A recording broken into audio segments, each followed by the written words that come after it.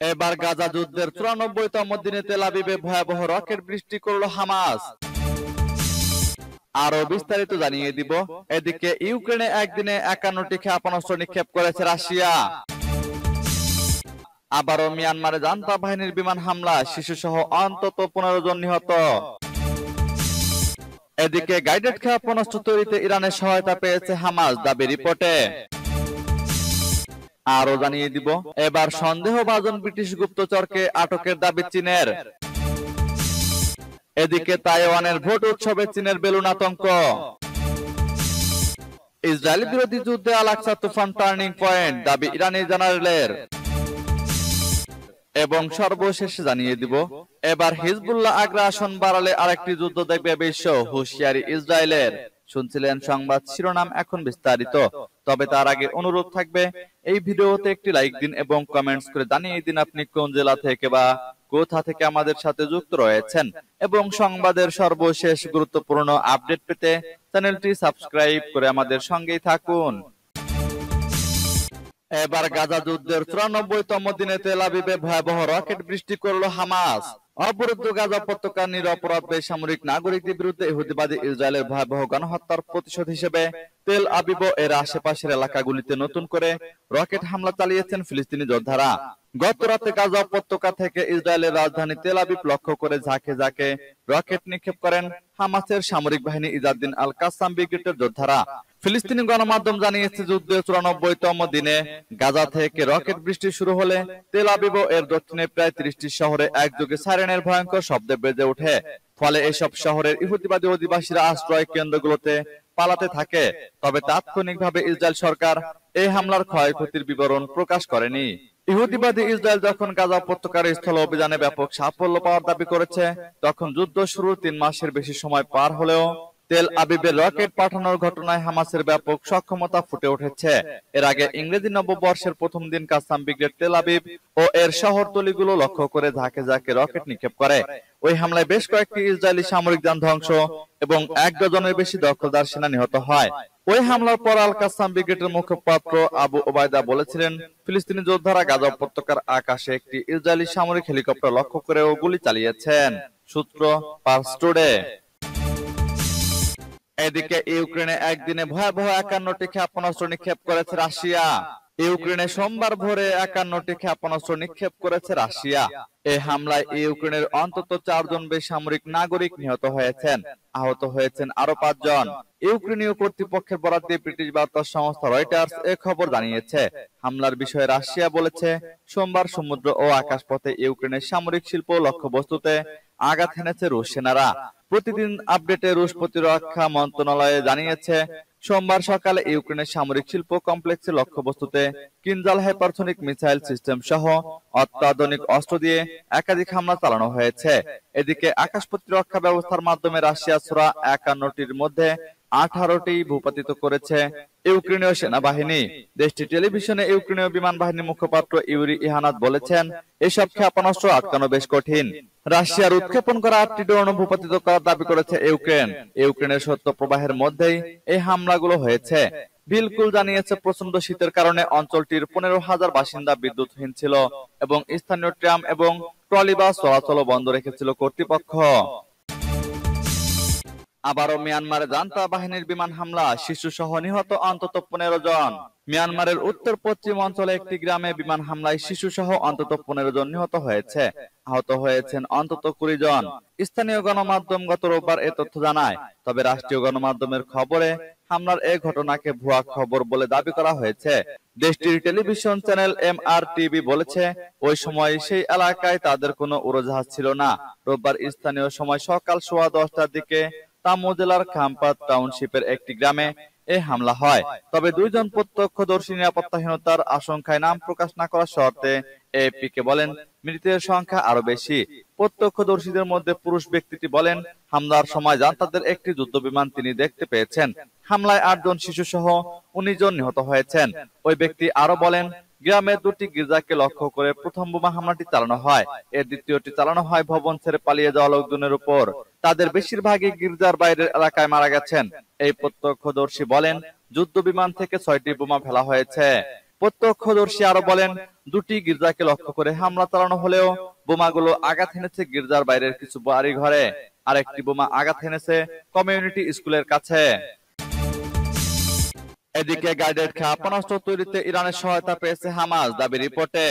গাজা সিটির দ্বারা তুফা জেলায় কর্মরত ইসরায়েলি প্রতিরক্ষা বাহিনীর সৈন্যরা হামাসের নির্ভুল গাইডেড ক্ষেপণাস্ত্র এবং অন্যান্য কৌশলগত অস্ত্র তৈরির জন্য ব্যবহৃত উপাদান আবিষ্কার করেছে। ইসরায়েলি সেনাবাহিনী বলেছে, এসব অস্ত্র তৈরিতে ইরান সরাসরি সহায়তা করেছে। ইসরায়েলের সেনাবাহিনী এক বিবৃতিতে বলেছে, নাহাল ব্রিগেডের সৈন্যরা এমন কিছু উপাদান খুঁজে পেয়েছে যা প্রমাণ করে হামাস ইরানের নির্দেশনায় নির্ভুল উপাদান এবং কৌশলগত অস্ত্র পরিচালনা এবং তৈরি করতে শিখেছে। আইডিএফ এক্স একটি রকেট ইঞ্জিন এবং এয়ারহেডের ছবিও শেয়ার করে। ইসরায়েলি সেনাবাহিনীর দাবি অনুসারে ইরান সমর্থিত অস্ত্র তৈরির কারখানাটি 330 ফুট দীর্ঘ। একটি সুড়ঙ্গ উন্মোচনের অভিযানের অংশ হিসেবে এটা আবিষ্কৃত হয়েছে। নাহাল ব্রিগেডের কমান্ডার কর্নেল ইয়াউর জুকারম্যান বলেন, গত কয়েকদিনে আমরা হামাস এবং তাদের অনেক স্কোয়াড অবকাঠামো এবং বুবি আটকা পড়া বাড়িগুলো মুখোমুখি হয়েছে। জুকারম্যান বলেন, গাজা সীমান্তের কাছে বৃহত্তর তেল আবিব অঞ্চল এবং ইসরায়েলি জনগোষ্ঠীকে লক্ষ্য করে ব্যবহৃত রকেট লঞ্চিং প্যাডের পাশাপাশি অনেক সুড়ঙ্গ উদ্ধার করা হয়েছে। যুক্তরাষ্ট্র মনে করে ইরান হামাসকে তহবিল সরবরাহ করে, যদিও ইরান এই অভিযোগ দ্ব্যর্থহীনভাবে অস্বীকার করেছে। এবার সন্দেহভাজন ব্রিটিশ গুপ্তচরকে আটকের দাবি চীনের। ব্রিটিশ সিক্রেট ইন্টেলিজেন্স সার্ভিসের হয়ে গোয়েন্দা তথ্য সংগ্রহের সন্দেহে এক বিদেশি নাগরিককে আটক করেছে চীন। তবে এই অভিযোগের বিষয়ে এখনো কোনো মন্তব্য করেনি যুক্তরাজ্য। বেজিং এর জাতীয় নিরাপত্তা মন্ত্রণালয় সোমবার বলেছে, যুক্তরাজ্যের গুপ্তচর সংস্থা চীনের বিরুদ্ধে গুপ্তচর বৃত্তি চালাতে তৃতীয় দেশের কর্মীদের ব্যবহার করেছে। মন্ত্রণালয়টি গোয়েন্দা ও কাউন্টার ইন্টেলিজেন্স উভয় তত্ত্বাবধান করে থাকে। মন্ত্রণালয় অভিযুক্ত অপরাধীকে হুয়াং মৌমো হিসেবে চিহ্নিত করেছে। তিনি একটি বিদেশি পরামর্শকারী সংস্থার প্রধান ছিলেন বলে জানা গেছে। এছাড়াও আর কোনো ব্যক্তিগত বিবরণ বলেননি তিনি। MI6 2015 সালে হুয়াংকে নিয়োগ করেছিল এবং তার সঙ্গে গোয়েন্দা সহযোগিতা সম্পর্ক স্থাপন করেছিল বলে মন্ত্রণালয়ের দাবি। মন্ত্রণালয়ের বিবৃতিতে বলা হয়েছে, তারপর থেকে সন্দেহভাজন গুপ্তচর ব্রিটিশ গোয়েন্দাদের নির্দেশে রাষ্ট্রীয় গোপনীয়তা সংগ্রহ করতে এবং MI6 এর কর্মীদের চিহ্নিত করে বিদ্রোহে উস্কানি দেওয়ার জন্য বেশ কয়েকবার চীন ভ্রমণ করেছিলেন। এদিকে তাইওয়ানের ভোট উৎসবে চীনের বেলুন আতঙ্ক। আঙ্গুলের কর গুনে গুনে আর মাত্র 4 দিন, তারপরের দিনই 13 জানুয়ারি তাইওয়ানের প্রেসিডেন্ট ও আইনসভা নির্বাচন।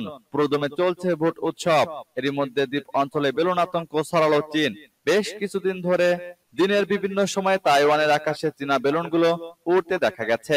দেশটির প্রতিরক্ষা মন্ত্রণালয়ের বরাত দিয়ে সোমবার AFP এর খবরে বলা হয়েছে, ডিসেম্বর থেকে এ পর্যন্ত 20টিরও বেশি বেলুন তাইওয়ান প্রণালীর মধ্যরেখা অতিক্রম করেছে, যার মধ্যে অন্তত 7টি সরাসরি দ্বীপের উপর দিয়ে গেছে।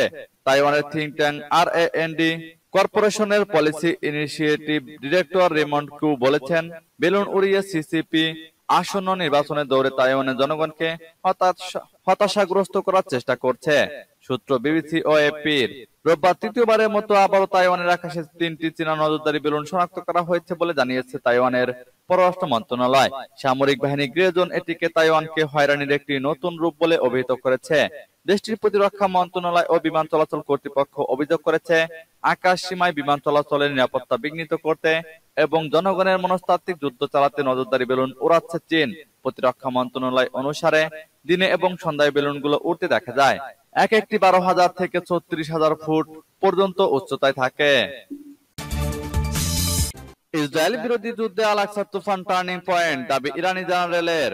ইরানের সশস্ত্র বাহিনী chief of staff major general Mohammad বাকিরি বলেছেন, অবৈধ দখলদার ইসরায়েল সরকারের বিরুদ্ধে ফিলিস্তিনি জনগণের প্রতিরোধ সংগ্রামে আল-আকসা তুফান অভিযান টার্নিং পয়েন্ট হিসেবে কাজ করছে। সোমবার তেহরানে এক বক্তব্যে আরো বলেছেন, যখন গাজা উপত্যকা সম্পূর্ণ অবরুদ্ধ অবস্থায় রয়েছে এবং গোটা পৃথিবী থেকে এই ভূখণ্ড বিচ্ছিন্ন, তখন একদল ফিলিস্তিনি যোদ্ধা এরকম একটি সফল অভিযান পরিচালনা করেছে। তিনি বলেন, ফিলিস্তিনি যোদ্ধারা তাদের নিজস্ব সক্ষমতা ব্যবহার করেছে এবং তারা আন্তর্জাতিক মানের গোয়েন্দা ও সামরিক সক্ষমতা প্রদর্শন করে শত্রু বাহিনীকে হতবাক করে দিয়েছে। জেনারেল বাকেরি বলেন, ফিলিস্তিনি যোদ্ধারা ইসরায়েলি নিরাপত্তা ব্যবস্থাকে তছনছ করে দিয়ে ইহুদিবাদী সরকারকে তার ভবিষ্যতের ব্যাপারে সম্পূর্ণ নিরাশ করে দিয়েছে। ইরানের শীর্ষ জেনারেল বলেন, 7ই অক্টোবরের ওই অভিযানের পর নির্যাতিত ফিলিস্তিনি জনগণের উপর ইহুদিবাদী বাহিনীর সব রকম পার্শ্ববিকতা সত্ত্বেও ফিলিস্তিনি যোদ্ধারা এখন পর্যন্ত দখলদার সেনাদের বিরুদ্ধে প্রতিরোধ চালিয়ে যাচ্ছেন। তিনি জানান, গাজাবাসী ফিলিস্তিনিদের কোনো বিষয়ে কোনো উদ্বেগ নেই, বরং তারা তাদের লক্ষ্য পানে এগিয়ে যাচ্ছে। এবার হিজবুল্লাহ আগ্রাসন বাড়ালে আরেকটি যুদ্ধ দেখবে বিশ্ব, হুঁশিয়ারি ইসরায়েলের। ইয়েমেনের হুতি বিদ্রোহীদের সাথে উত্তেজনার মাঝেই আবারও তুঙ্গে হিজবুল্লাহ ইসরায়েল সংঘাত। লেবানন ভূখণ্ডে প্রবেশ করে হামাস নেতাকে হত্যার জবাবে ইহুদি ভূখণ্ডে ব্যাপক হামলা চালিয়েছে ইরান সমর্থিত গোষ্ঠীটি। রোববার ইসরায়েলি ভূখণ্ডের 8 কিলোমিটার ভেতরের উত্তরাঞ্চলীয় সেনাঘাঁটিতে 62টি রকেট ও মিসাইল হামলা চালায় সশস্ত্র গোষ্ঠীটি। একটি বিমান ঘাঁটি ধ্বংসের দাবিও তাদের। খবর এএপির। ক্ষয়ক্ষতির কথা স্বীকার করেছে আইডিএফও। তাদের দাবি, পাল্টা হামলায় ধ্বংস করেছে হিজবুল্লাহর সামরিক স্থাপনা, হত্যা করেছে 7 যোদ্ধাদের। সীমান্ত এলাকায় আরো জোরদার করেছে নিরাপত্তা ব্যবস্থা। আইডিএফ এর মুখপাত্র ড্যানিয়েল হাগারি বলেন, হিজবুল্লাহ গতকাল নিরাপত্তা বাহিনীর ঘাঁটিতে হামলা চালিয়েছে। উত্তরাঞ্চল এয়ার কন্ট্রোল ইউনিট ক্ষতিগ্রস্ত হয়েছে, তবে দ্রুতই কাটিয়ে ওঠা হবে ক্ষয়ক্ষতিও। এই হামলায় কোনো হতাহতের ঘটনাও ঘটেনি। এর জবাবে হিজবুল্লাহর সামরিক স্থাপনায় মিসাইল হামলা চালায় সেনারা। এতে 7 সন্ত্রাসী হতাহত হয়েছেন, তাদের মধ্যে কয়েকজন এই হামলার সাথেও জড়িত ছিলেন।